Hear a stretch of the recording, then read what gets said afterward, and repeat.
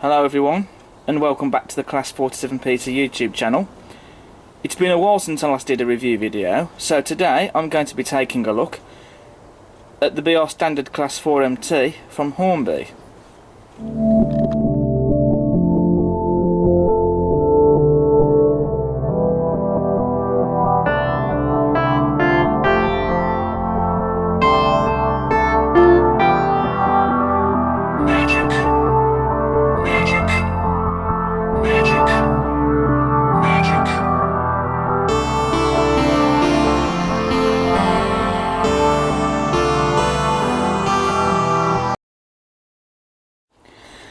So this is a new release that I've just received in the post.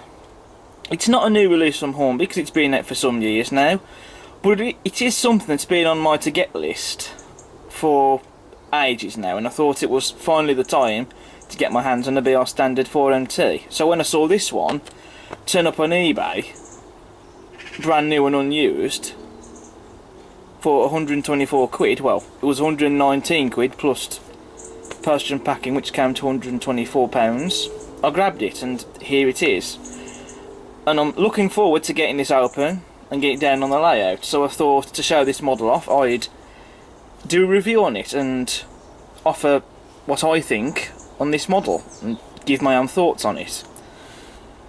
So without further ado, we'll get this model open and we'll have a look at it.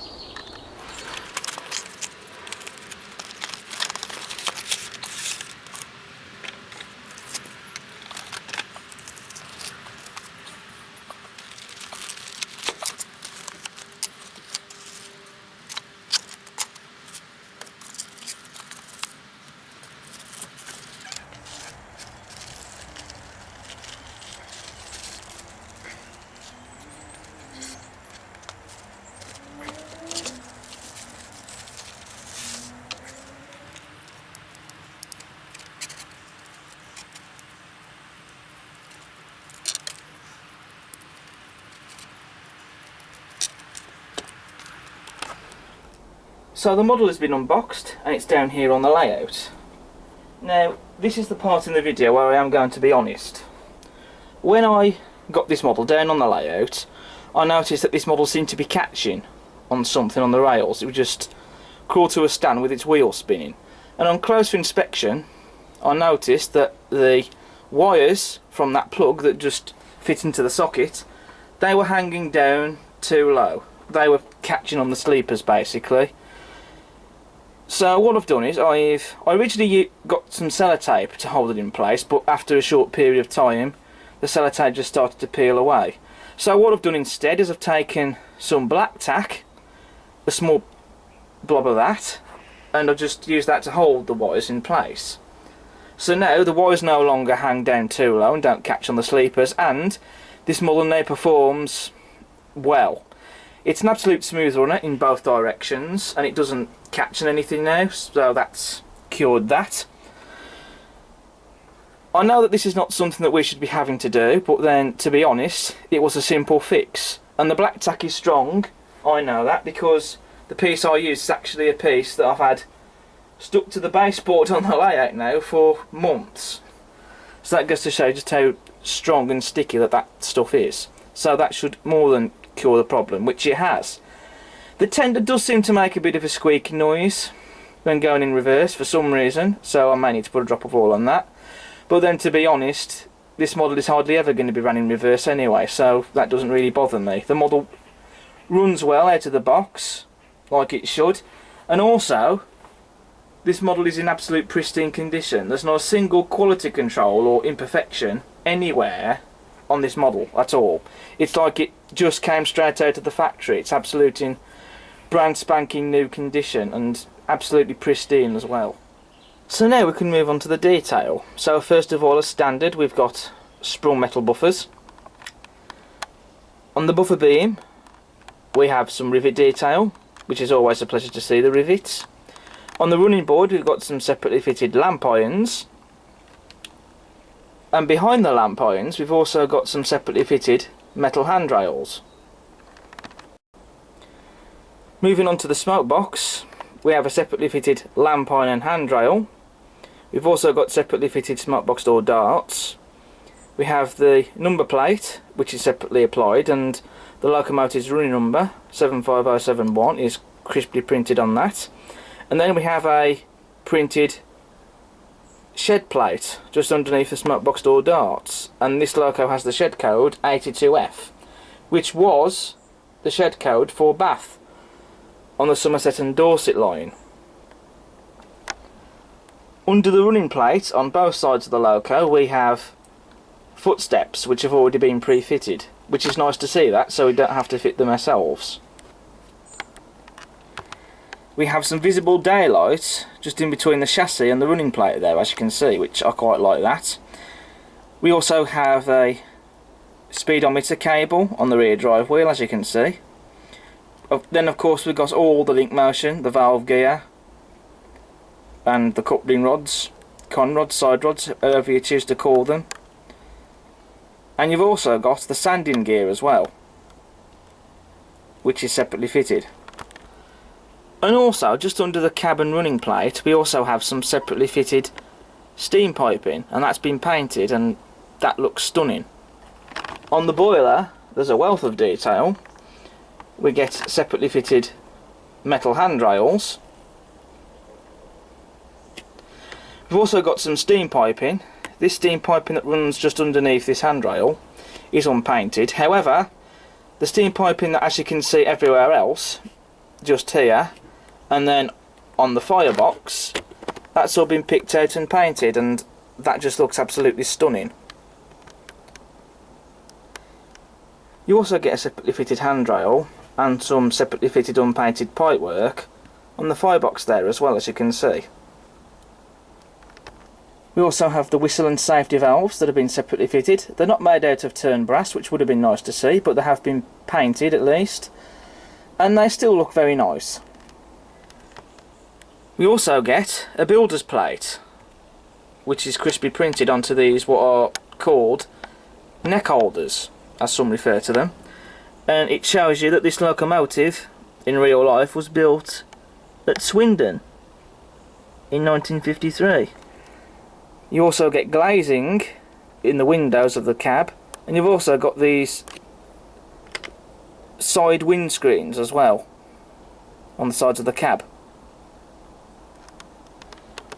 On the cab sides we also have rivet detail, and then on the rear of the cab, as you can see, we have separately fitted handrails. Plus you've also got the cab doors as well there on the tender, again, which have been separately fitted.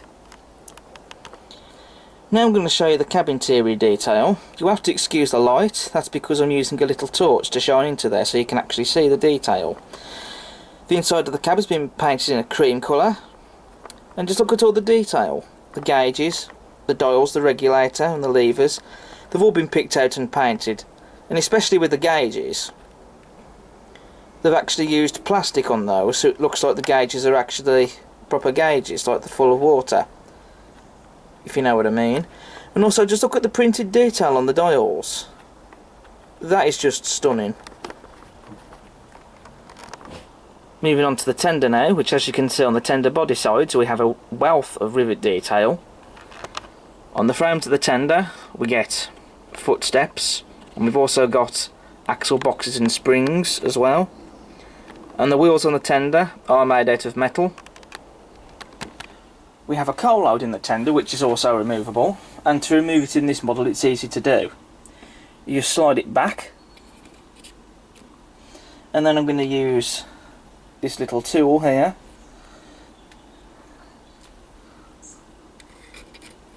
and I'm just going to lift out the coal load like so.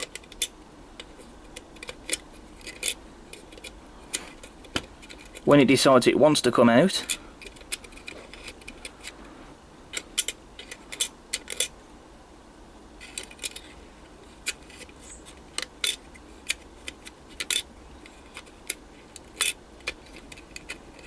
there we go. You only get the coal load in this end of the tender, but then that's when you can fit your own coal load in the tender anyway. I'll be leaving the plastic coal load in, and at a later date I shall be fitting real coal in there. I do need to go out and buy some more of that, to be honest. So it's always nice to see the removable coal loads. On the rear of the tender we have a separately fitted ladder for the crew to climb up to get up to the water filler cap. You've also got rivets on the rear of the tender as well, and separately fitted handrails. You've also got separately fitted lamp irons as well. On the rear of the tender as well you've also got metal sprung buffers, just like on the Loco, and we also have a slim tension lock NEM coupling which will be replaced with a Hunt coupling. Now we move on to the livery application, which is absolutely gorgeous. Very nice even coat of black, no imperfections in the livery anywhere at all or any blemishes, and it's the right shade of black too. And just take a look at the crisply printed lining on the running plate, the boiler bands, the cab sides and on the tender sides. It just looks stunning, and in my opinion I think the lining really does lift the livery. And you've also got the locomotive's running number 75071 crisply applied on the cab sides, and the BR early emblem crest crisply applied on the tender sides. On the cab roof we have rivet detail, and the cab roof vents do open, as you can see. And I'll quickly show you the other side of the Loco. There are a couple of detail differences. The steam piping running underneath the handrail is not on this side. Also we do get a lot more steam piping on this side of the Loco running underneath the cab and the footplate, and that's been painted as well. And you've got some more pipe work that's been painted and separately fitted on the firebox. So that's it then for my review of the Hornby BR Standard Class 4MT. And in my conclusion, this is a superb model. I can't pick any fault with it, apart from that little thing with the wires where I had to use some black tack to hold them upright to stop them from hanging too low down on the rails, preventing the Loco catching. You know, this is a superb model, and I highly recommend one of these if you don't already have one, especially if you like your BR standards. I've been after one of these for ages. I finally got one now, and I'm glad I have bought one. So I personally think that this is definitely up there for one of Hornby's best models. So a big thumbs up to that one for Hornby. So what I'm going to do now to finish the video, I'm going to get this model running around on the layout, and so I'm going to get it pulling my chocolate and cream stroke carmine and cream livery coaches. I think that will be quite a nice sight. So thanks for watching, and I hope you've enjoyed. As ever, don't forget to subscribe to the channel if you like what you see. Don't forget to smash the like button, and also, if you haven't yet done so, check out all my other videos that I've got on the channel, because I don't just do mother railway stuff. But until the next video, I'll see you again soon. Goodbye for now.